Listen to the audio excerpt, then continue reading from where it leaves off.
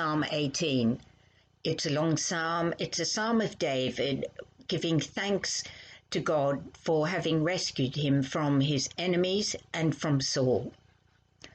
David's always known as having a heart after God, so I think we can learn a lot from him.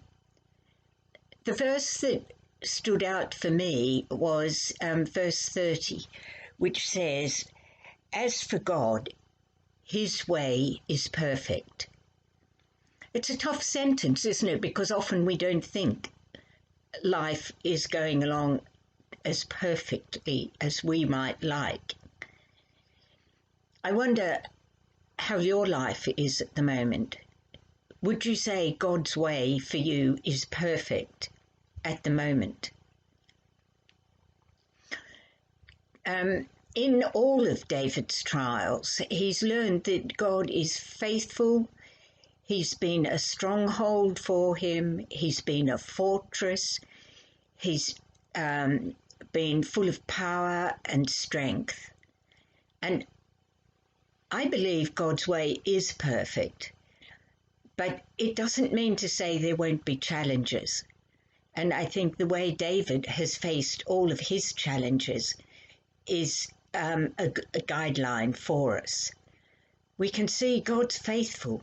He's there all the time. And sometimes he knows we need a bit of a push to learn how far to trust him, or do we trust him?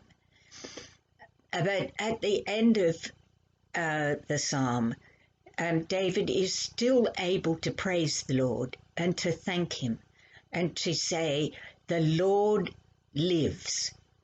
So I wonder if you're going through a bit of a tough time at the moment, or if things aren't making sense to you. Remember, God's way for you is perfect, and he does live, and he does answer our prayers. So pray, tell him how you're feeling, and then you too will be able to say with David, "As for God, his way is perfect, and the Lord does live."